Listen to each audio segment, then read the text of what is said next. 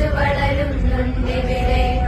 അടിമുടി സേവന വാസന വിതറി അമ്മയ്ക്കർപ്പിച്ചിടാനായി പല നിറമെങ്കിലും ഒരൊറ്റ മനസ്സായി വിടർന്നിടുന്നു മുകുളങ്ങൾ, വിടർന്നിടുന്നു മുകുളങ്ങൾ.